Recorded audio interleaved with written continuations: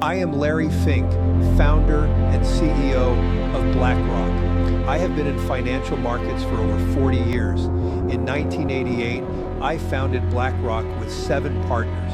Today, we have become the largest asset manager in the world. We manage over $12 trillion. Think about that number.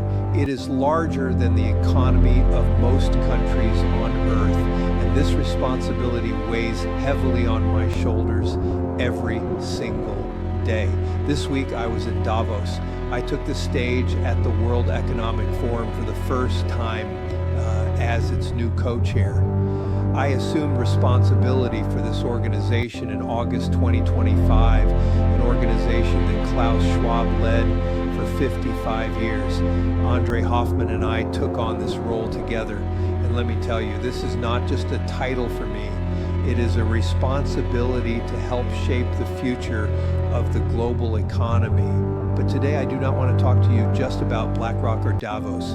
I want to talk to you about something far more important, the future of capitalism, how artificial intelligence will change our world, and why we are at a critical turning point in history. When the Berlin Wall fell, I was 40 years old. I remember that day vividly. The world was changing. The Cold War was ending. The West had won, and capitalism was declared the victorious system of history. Everyone was optimistic back then.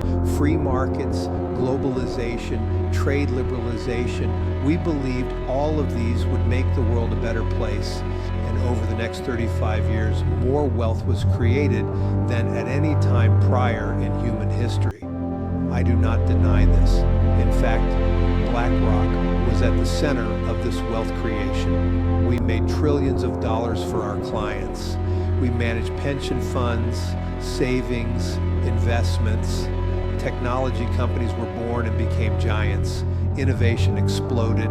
The world became more connected. But I said it clearly at Davos, and I will say it again here. In advanced economies, that wealth has accrued to a far narrower share of people than any healthy society can ultimately sustain. This is not an easy admission for me.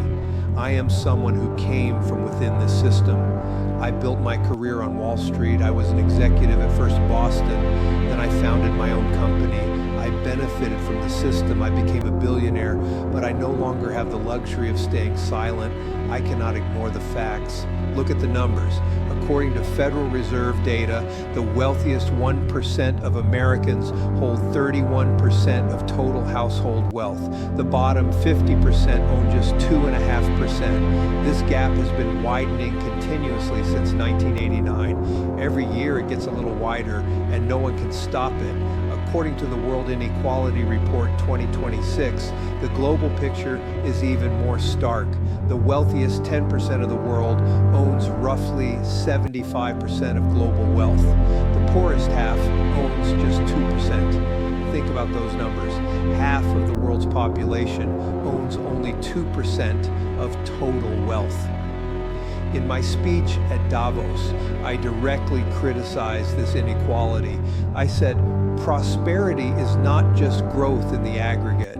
It cannot be measured by GDP or the market caps of companies alone. It has to be judged by how many people can see it, touch it, and build a future on it. Those words echoed through the halls of Davos, because most of the people sitting there are the ones who benefited from the system being criticized. Billionaires, CEOs, heads of state, and I spoke directly to them. I said, many of the people most affected by what we talk about here will never come to this conference. Davos itself is a paradox, an elite gathering in an age of elites. While populism rises and institutional trust collapses, we gather here. And to be honest, this meeting feels out of step with the moment for many people. I acknowledge this. I said, if the World Economic Forum is going to be useful going forward, it has to regain that trust. That is why we are planning changes. We are considering holding forum meetings, not just in Davos, but in different parts of the world: Detroit, Dublin, Jakarta, Buenos Aires, in places where the modern world is actually built, not just in a luxury resort town in the Swiss Alps. Now, let me get to the main issue. Artificial intelligence. If AI does to white-collar workers what globalization did to blue-collar workers, we need to confront that directly. I said this at Davos, and it captured everyone's attention because this is not a threat, it is a reality. Think about it. What did globalization do over the last 30 years? Manufacturing plants moved to China, Mexico, Southeast Asia. American and European factories closed. Working class communities collapsed. The regions we call the Rust Belt turned into ghost towns. Yes, products became cheaper. Yes, companies made profits. But who paid the price? Ordinary people. Now, the same thing could happen with artificial intelligence, but this time the target is not factory workers. It is lawyers, accountants, analysts, journalists, translators. According to Microsoft research, the jobs most likely to be affected by AI are almost entirely white-collar. Jobs requiring physical labor or direct human interaction, like nurses or massage therapists, are at the lowest risk. Let me give you the numbers. In 2025 alone, 34 major AI stocks gained over 50% in value. Companies like Amazon, Alphabet, Microsoft. According to the Bloomberg Billionaires Index, the median increase in net worth among the 50 wealthiest Americans last year was nearly $10 billion. Google founders Larry Page and Sergey Brin got $101 billion and $92 billion richer, respectively, in just 2025. Who are these gains going to? The owners of models, the owners of data, the owners of infrastructure. What about everyone else? I asked openly at Davos, what happens to everyone else if AI does to white-collar workers what globalization did to blue-collar workers? We need to confront that today directly. This is not about the future. The future is now. But let me stop here and clarify something. I am not against artificial intelligence. Quite the opposite. At BlackRock, we established our AI lab at Stanford University in 2018. We use AI in our investment strategies.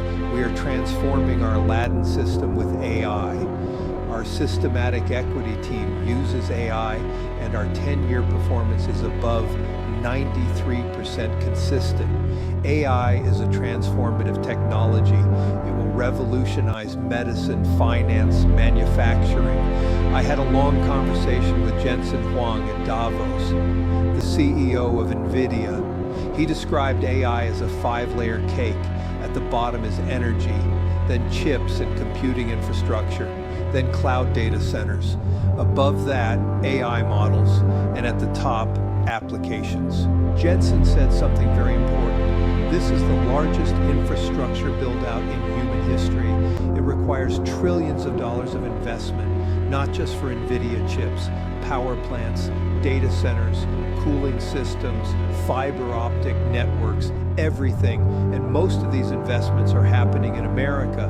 We established a $12.5 billion partnership with Microsoft. We are building data centers. We are investing in AI infrastructure because this is the future. And if you want to be in the future, you need to invest today. But here's the critical question. Who will benefit from these investments? If the gains only go to model owners, data owners, and infrastructure owners, we will repeat the inequality created by globalization. Maybe even worse, because this time it is not just factory workers being affected, it is university-educated professionals, the middle class, office workers. That is why I made a call at Davos.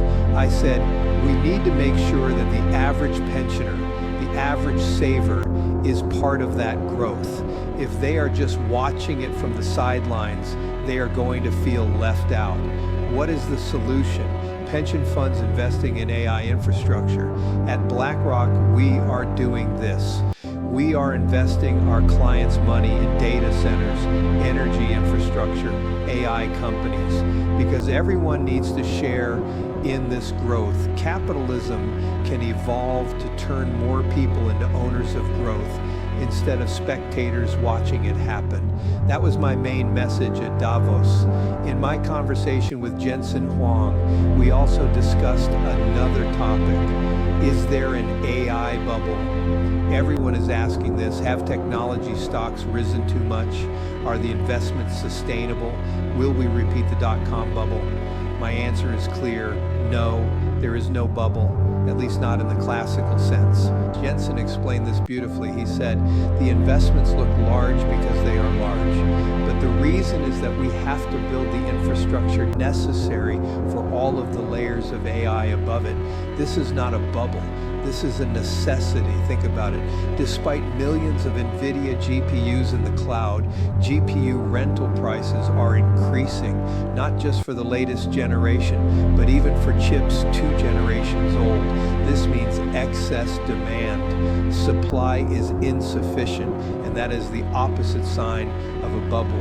In Jensen's words, 2025 was one of the largest years in venture capital funding ever, and most of that funding went to AI native companies, healthcare, robotics, finance, manufacturing. AI native companies are being founded in every sector. When I finished my speech at Davos, I said this: the question is not whether there is a bubble. The question is whether we are investing enough. And my answer is no, not yet. Now I want to talk to you about another topic, tokenization. You may have heard this word. Perhaps you confuse it with cryptocurrency. But tokenization is something much bigger. It means the complete reconstruction of the financial system. Let me explain simply. What happens today when you buy a stock? You give an order to a broker. The broker transmits it to the exchange. Settlement takes 2 days. In between, there are custodians, clearing houses, regulators. At each step, commissions are deducted. At each step, time is lost. What does tokenization do? It records asset ownership directly on a blockchain. It eliminates intermediaries. Transactions are completed in seconds. Costs decrease. Transparency increases. I spoke on a panel at Davos with Ken Griffin and Christine Lagarde, the CEO of Citadel and the president of the European Central Bank. And I said clearly, if we have one common blockchain, we would be reducing fees, we would do more democratization, and we could reduce corruption. Think about it. The core underlying software of the current financial system is between 40 and 60 years old.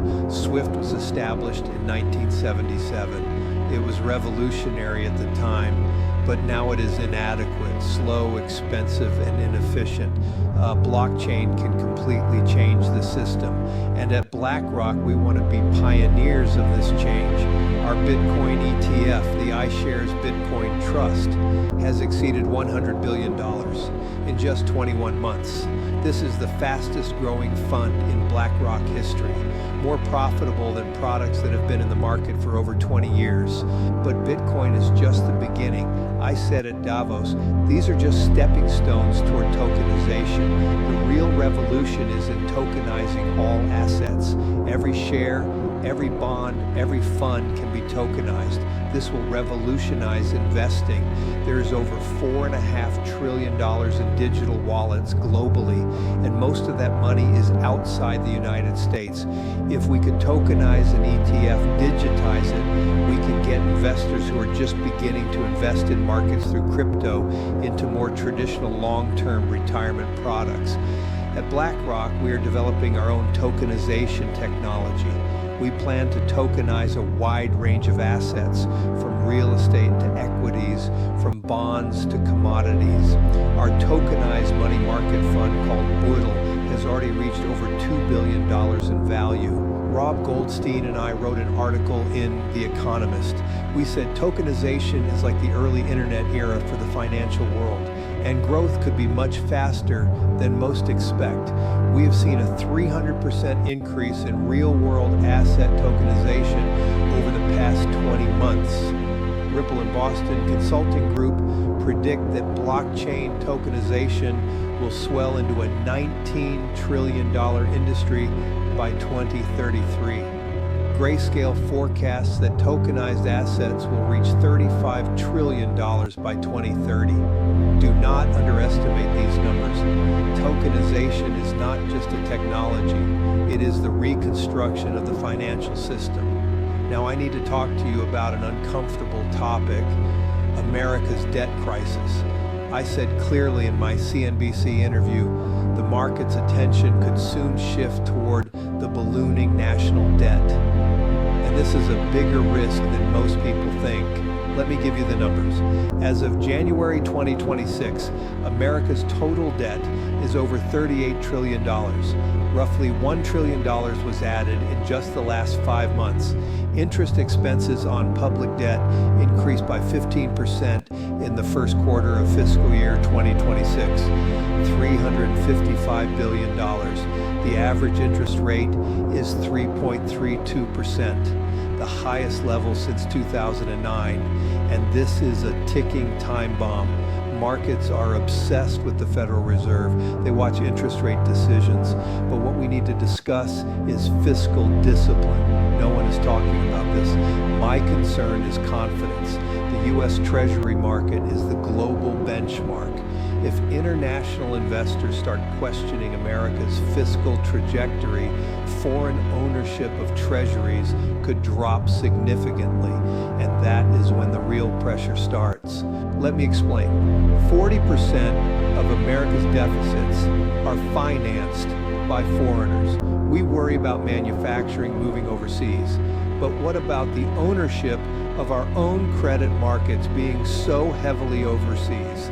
This is a risk, and it is a big risk. In this scenario, inflation would likely remain relatively contained, but interest rates would likely rise because deficits are high and financing costs are more expensive. What is the solution? Growth. I still believe in the American economy. Things look mostly constructive. The bull story is still intact, but durability matters. The economy may have grown at nearly 5% in the fourth quarter. More importantly, if we can sustain a healthy 3% growth for the next 10 to 15 years, we could significantly improve the debt to GDP ratio, even if deficits remain high. At BlackRock, we raised $2.5 trillion over the last 5 years. We had our best year ever in 2025. $700 billion in net flows, $342 billion in the fourth quarter alone. We saw record inflows across everything from ETFs to private markets, from AI-driven equity strategies to investment technology platforms. This was not just one product area or one region. It was a completeness. Our strategy of combining passive and active management, public and private markets, technology overlays is working. But my message is this: do not get stuck on short-term fluctuations. Think long-term. Let me give you a statistic. If you had invested money on January 1st, 2000, and then experienced the dot-com crisis a year later, the financial crisis 6 or 7 years later, then the COVID crisis, you would still have earned 8% compounded over those 25 years versus earning 1%. Being in the market is that important. Even if you had invested money in the United States in 1900 and then experienced the Great Depression, all the crises, you would have earned over 9% over 125 years. I am not here to tell anyone whether markets will go up or down, but over a long horizon, if you believe in American-style capitalism, if you believe in markets, I believe markets will continue to deliver returns above what you can earn in a money market fund. Now, I want to convey another message from Davos about the spirit of dialogue. This was the theme of this year's World Economic Forum, the spirit of dialogue. And I think this is more important than ever. 84 world leaders came to Davos, over 800 CEOs. President Donald Trump attended in person. French President Emmanuel Macron, Canadian Prime Minister Mark Carney, German Chancellor Friedrich Merz. NVIDIA's Jensen Huang attended for the first time. Microsoft's Satya Nadella was there, and my observation is this: people came with fear but left less anxious. There were conversations about Ukraine peace. At BlackRock, we're involved in a Ukraine prosperity fund. Gaza, Europe-America relations, trade tensions, everything was on the table. Dialogue matters. Nowhere outside the World Economic Forum can you bring together this combination of world leaders, CEOs, policymakers, and this spirit of dialogue can bridge divides. But I also criticized. I said, this forum cannot remain an echo chamber, and we should not want panels where everyone agrees 95% of the time. We want real discussion, real disagreement, serious disagreement aimed at understanding. We are going to change Davos. We will hold meetings not just in the Swiss Alps, but in Detroit, Dublin, Jakarta, Buenos Aires. We will be more transparent and precise about what economic success means, especially with those who do not feel represented at gatherings like Davos. Finally, I want to tell you something hopeful about AI and jobs. In my conversation with Jensen Huang, we discussed the fear that AI will destroy jobs. And Jensen said something very important. You have to understand the difference between purpose and task. Think about radiologists. It was said that AI would destroy radiology jobs. But what happened? The number of radiologists increased because AI does the scans, but the purpose of radiologists is to diagnose patients, and that purpose is being fulfilled better because of AI. Radiologists can now spend more time with patients. The same is true for nursing. AI does transcription, enters records, determines billing codes. Nurses can now devote more time to caring for patients. What is the purpose of the job? For radiologists and nurses, the purpose is to care for people. AI automates tasks, but purpose remains, and purpose becomes more productive with automation. There is something called Jevons paradox. When something becomes more efficient, demand increases. When radiologists become more efficient, more people start going to radiologists. When nurses become more efficient, hospitals hire more nurses. Jensen summarized it beautifully. AI does not destroy jobs, it redefines them. Of course, some jobs will change. Analysts, translators, some legal positions, that is true. But at the same time, we need plumbers, electricians, construction workers for data centers. High-quality jobs are being created. The real question is, are we creating enough quality jobs? I am optimistic, but this optimism is not unconditional. It requires leadership from both the private sector and the public sector.